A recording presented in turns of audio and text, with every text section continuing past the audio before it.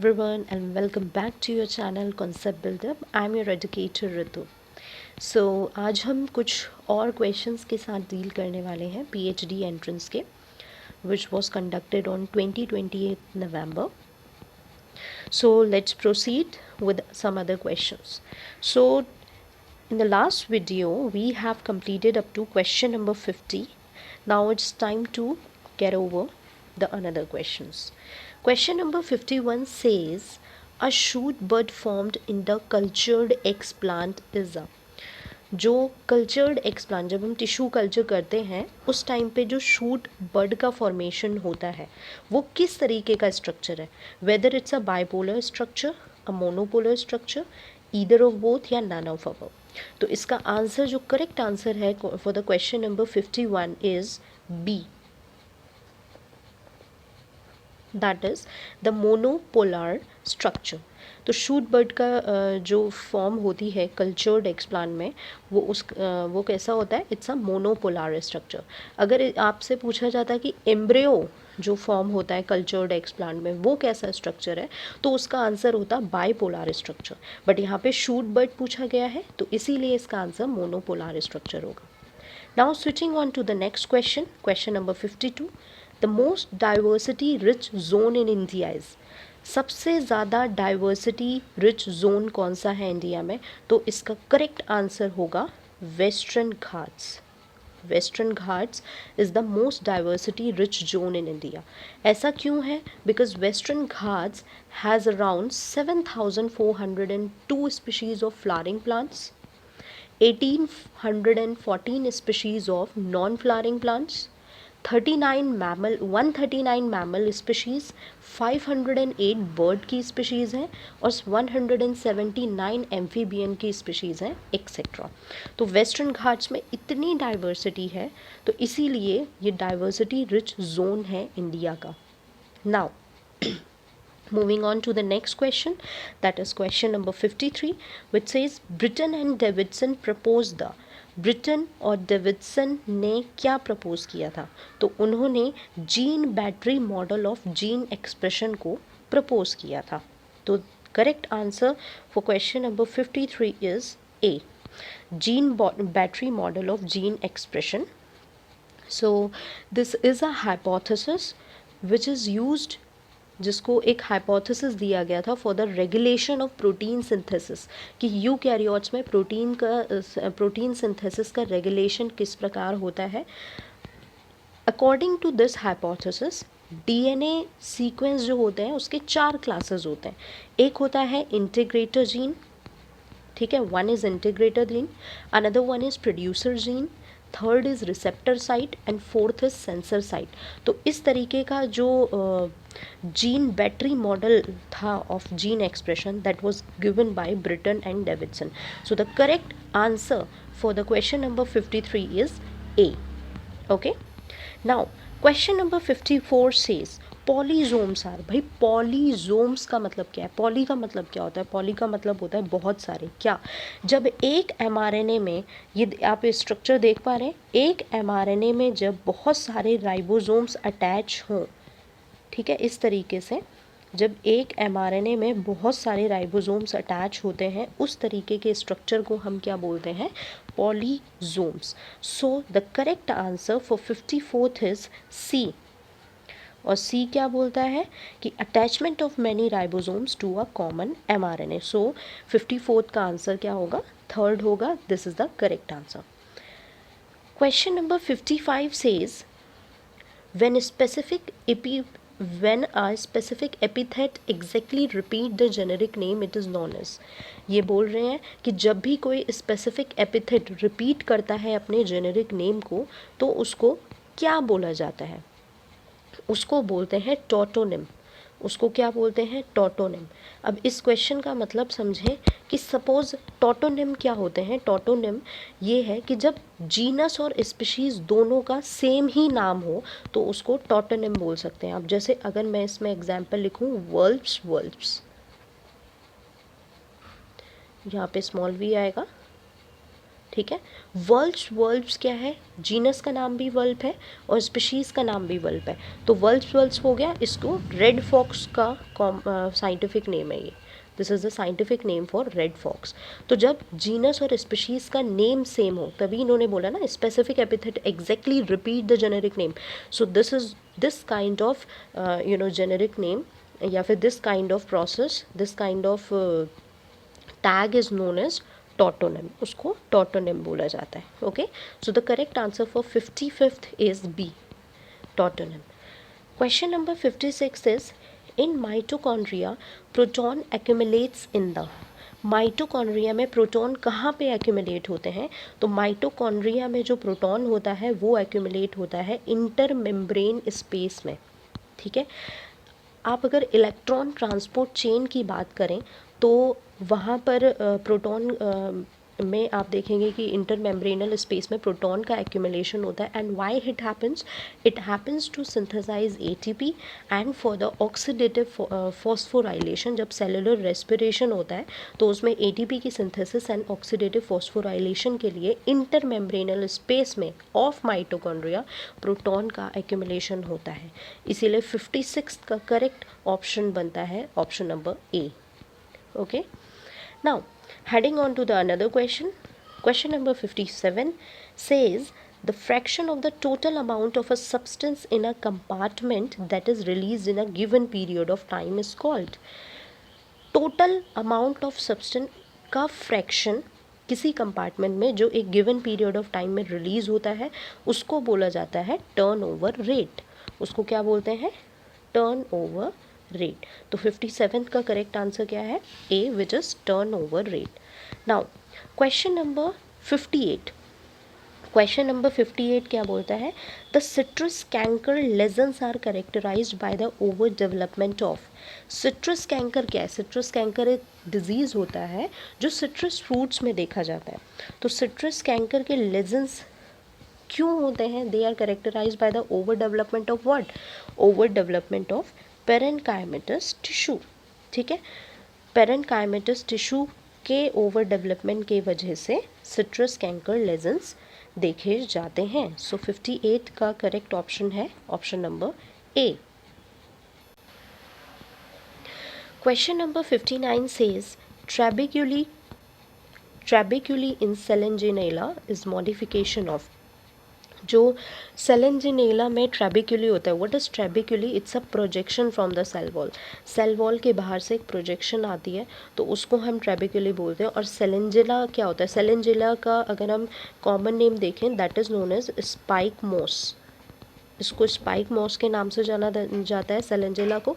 और सेलेंजिला के जो एंडोडर्मल सेल्स होती है ना, उस एंडोडर्मल सेल्स में से ट्रैबेक्यूली मतलब एक प्रोजेक्शन सी निकलती हैं बाहर एंडोडर्मल सेल से, ठीक है। And that projections are highly elongated that span on the air surface which intervenes between the cortex and stele. तो इसका आंसर क्या होगा? क्योंकि यही पूछा गया कि ट्रैबेक्यूला किस स्ट्रक्चर का मॉडिफिकेशन है, मतलब कौन सा स्ट्रक्चर मॉडिफाई होकर ट्रैबेक्यूली बनाया है, तो इसका आंसर होगा एंडोडर्मिस। सो 59th का करेक्ट ऑप्शन क्या होगा? That is B, which is called endodermis. Now question number 60 is the first observation of an in vitro somatic embryogenesis was made in vitro somatic embryogenesis किस में किया गया था? So somatic embryogenesis is what? It's a process, it's a artificial process जहाँ पे एक plant या embryo को डिराइव किया जाता है from a single somatic cell, उसको सोमैटिक एम्ब्रियोजेनेसिस बोलते हैं। और सबसे पहले इसको ऑब्जर्व किया गया था डॉकस कैरोटा में, विच इज़ वाइल्ड कैरेट को इस नाम से जाना जाता है, Daucus carota. And that was first observe by Steward et al ने 1958 में और रेनर्ट ने इसे 1959 में ऑब्जर्व किया था। So the correct option for 60 is D, which is Daucus carota. Now question number 61 says which of the following factor is least responsible for causing threat to biodiversity? हमारी biodiversity को इसमें से किससे सबसे कम थ्रेट है? Habitat destruction, अगर आप habitat को डिस्ट्रक्ट कर देंगे तो उसमें तो थ्रेट सबसे ज़्यादा है। हैबिटेट फ्रेगमेंटेशन, जो फॉरेस्ट को काट काट कर रोड बनाई जाती है उसमें भी डिस्ट्रक्शन होता है। पॉल्यूशन, तो वो तो मेजर इंडिकेटर ही है। तो एग्रीकल्चर एंड हॉर्टिकल्चर एक्टिविटीज़ में हम ये बोल सकते हैं, ये नहीं बोल सकते कि बिल्कुल ही थ्रेट नहीं है, बट ये बोल सकते हैं कि इन सारे फैक्टर्स में से सबसे कम थ्रेट इसी से है। इसीलिए 61 का आंसर जो होगा that would be D. Okay, so now moving on to the another question. 62. The concept of recon was proposed by Benger by studying recombination between. Benzer ने सबसे पहले तो recon, what is recon? Recon is a elementary unit for genetic recombination, ठीक है, जहाँ पे chromosome की, एक क्रोमोज़ोम होता है, क्रोमोज़ोम में जो मिनिमम डिस्टेंस होता है, मतलब minimum distance in which the recombination is possible. ये एक ऐसा बोल सकते हैं कि it's a unit, genetic unit, एक मिनिमम डिस्टेंस है क्रोमोज़ोम में जहाँ पे रिकॉम्बिनेशन पॉसिबल होता है, राइट। तो रेकॉन पहले तो ये हो गया, और उसके बाद इसे बेंजर ने डिस्कवर किया था। किस में किया था? That was discovered in licence mutant of bacteriophage T4। तो इसको सबसे पहले स्टडी किया गया था licence mutant of bacteriophage T4 में, राइट। 62 का आंसर है A. Now question number 63, which of the following is an immunodiffusion test? इसमें से कौन सा इम्यूनो डिफ्यूजन टेस्ट है? तो कौन सा इसमें से इम्यूनो डिफ्यूजन टेस्ट? सबसे पहले तो इम्यूनो डिफ्यूजन टेस्ट किस लिए किया जाता है? To detect the antibody and antigen, ठीक है। और इस टेस्ट में double diffusion, gel diffusion and outer cloning technique, ये सब के सब आते हैं, इसीलिए इसका ऑप्शन होगा D. Option number D is the correct answer for question number 63. Now 64th. 64th says most of the families of primitive angiosperm belong to the order. Primitive angiosperms की सबसे ज़्यादा फैमिलीज़, ज़्यादा से ज़्यादा फैमिलीज़ कौन से order में थी? कौन से ऑर्डर में थी? मैग्नोलियल्स में थी। तो मैग्नोलियंस में इट्स अ प्रिमिटिव एंजियोस्पर्म की सबसे ज़्यादा फैमिलीज़ इसके अंदर आती हैं। तो 64th का आंसर होगा सी। Question number 65 is G proteins are GTP binding protein that are involved in. G proteins, हमने बहुत बार सेल सिग्नलिंग में ये चीज़ पढ़ते हैं हम लोग, जी प्रोटीन कपल रिसेप्टर, GPCR के बारे में पढ़ा जाता है। तो ये सेल सिग्नलिंग में इन्वॉल्व है, दैट मीन्स कि ये सिग्नल ट्रांसडक्शन पाथवेज में आते हैं ना। तो इसीलिए 65 का जो आंसर होगा दैट वुड बी ए, कि जी प्रोटीन जो GTP बाइंडिंग प्रोटीन्स हैं वो सिग्नल ट्रांसडक्शन में इंक्लूड होते हैं। ओके, 65 का आंसर होगा A. 66 is the term phytoremediation refers to. Phytoremediation क्या होता है? फाइटोरेमिडेशन है कि the use of plants for removing pollutant from the environment. जब हम प्लांट्स का, माइक्रोब्स का यूज़ करते हैं एनवायरनमेंट में से पोल्यूटेंट को रिमूव करने के लिए, उसको बोला जाता है phytoremediation. So the correct option for 66 question is A. तो फाइटोरेमिडेशन का मीनिंग यही होता है। Now question number 67, Bordeaux mixture is made up of. Bordeaux mixture किसका बना होता है? Bordeaux mixture is an earliest fungicide, और ये बना किसका होता है? कॉपर सल्फेट का, CuSO4, लाइम का एंड वाटर का। तो the correct option for question number 67 is C, ठीक है, copper sulphate, lime and water, and it's an earliest fungicide. Question number 68 is informative है। Filmy fern is the common name of. Filmy fern किसका common name है? Hymenophyllum का। हाइमेनोफिलम का common name होता है filmy fern. सो 68 का आंसर क्या होगा? बी होगा। Now question number 69 is the inherent potentiality of a plant cell to give rise to a whole plant is described as।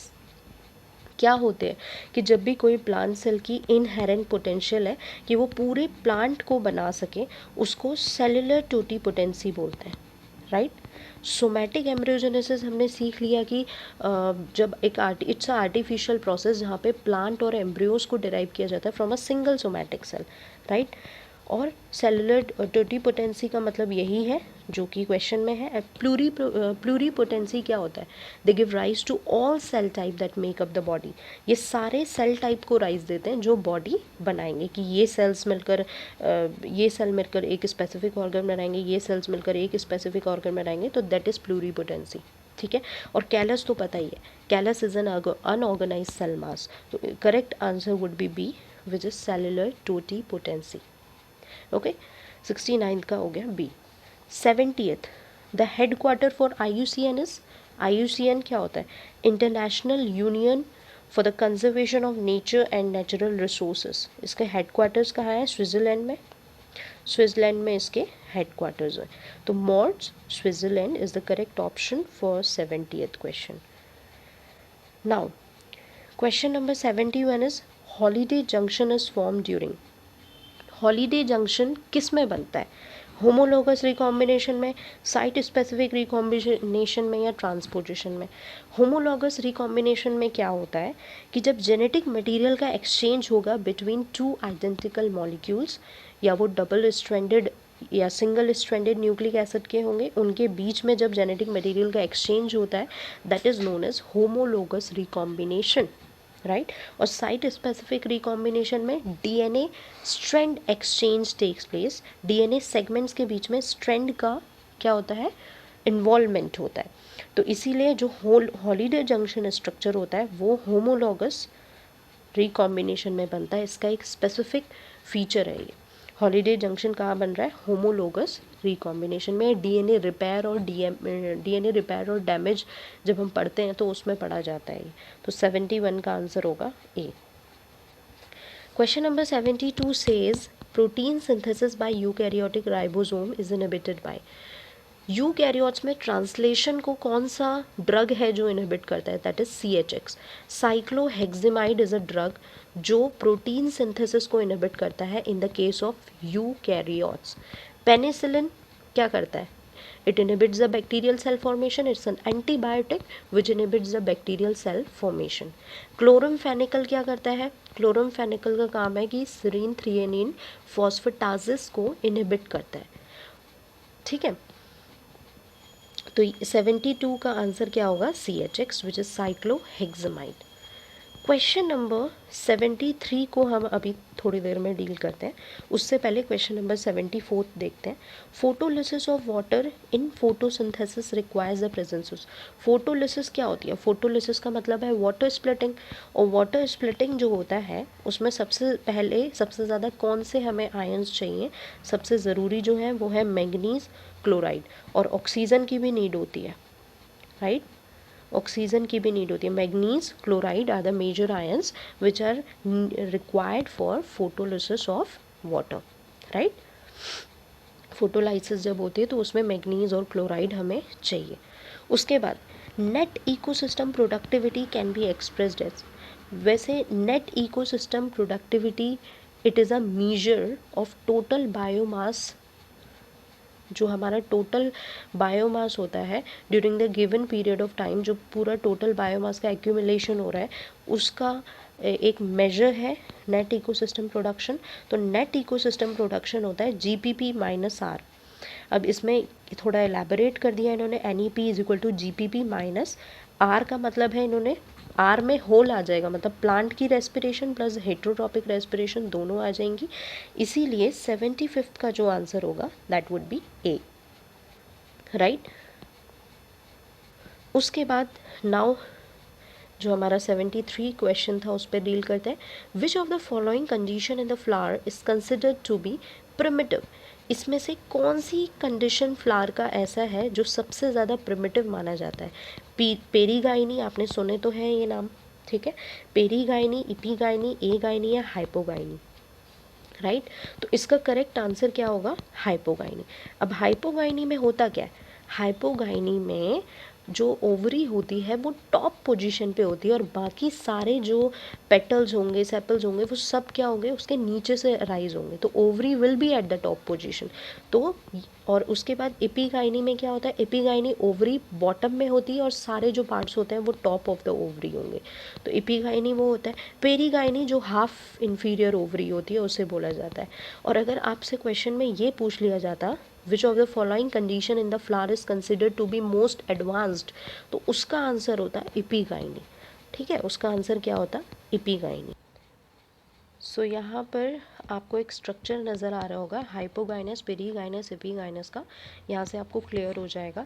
जैसे हाइपोगाइनस फ्लावर की अगर हम बात करें, इसमें सुपीरियर ओवरी बोला जाता है। सुपीरियर वाई, क्योंकि ओवरी ओवरी जो होगा that is ovary above the stamen which are above perianth. ठीक है, स्टेमन्स एंड पेरियंथ हाइपोगाइनस। तो यहाँ पे सुपीरियर ओवरी क्यों बोला जा रहा है, सुपीरियर ओवरी इसलिए बोला जा रहा है क्योंकि ओवरी जो है that would be above stamens, तो इसीलिए हाइपोगाइनस फ्लावर ऐसे बोल दिया। पेरीगाइनस फ्लावर का मतलब है superior ovary, stamens and perianth perigynous that is their bases are united into, वही है कि ओवरी तो सुपीरियर होंगी इसमें, बट जो स्टेमन और पेरियंथ हैं वो पेरीगाइनस में होंगे। मतलब कि वो नीचे की तरफ which hold them to the level of ovary, ये ओवरी के लेवल पे आ जाएंगे यहाँ पे, राइट। तो दैट इज पेरीगाइनस। और इपीगाइनस का क्या मतलब है कि इन्फीरियर ओवरी, इन्फीरियर मतलब इन्फीरियर वर्ड से ही समझ जाए कि ओवरी बिल्कुल नीचे और स्टेमन्स और पेरियन जो होंगे, epigynous position above the ovary, मतलब ओवरी के ऊपर जो स्टेमन और पेरियंथ होगा वो ओवरी के ऊपर होगा। तो हाइपोगाइनस, पेरीगाइनस, एपिगाइनस समझ में आ गया। तो पेरीगाइनस जो होता है that lies in between hypogynous and epigynous. और हमसे क्वेश्चन में पूछा गया था कि मोस्ट प्रिमिटिव कौन सा है, तो इसमें से मोस्ट प्रिमिटिव जो होगा वो होगा हाइपोगाइनस, और मोस्ट एडवांस्ड अगर पूछ लिया जाता तो वो होता एपिगाइनस। ठीक है, सो here we have seen some questions and in another video हम बाकी के बचे questions solve करेंगे। So stay tuned and thank you। Okay friends, तो ये स्क्रीन पे मेरी मेल आईडी फ्लैश हो रही है। अगर आपको कोई भी क्लास से रिलेटेड क्वेरीज हो तो मुझे इस मेल आईडी में आप मेल कर सकते हैं। जो मेरा रिस्पॉन्स होगा वो विद इन 24 आवर्स आपको मिल जाएगा। Thank you.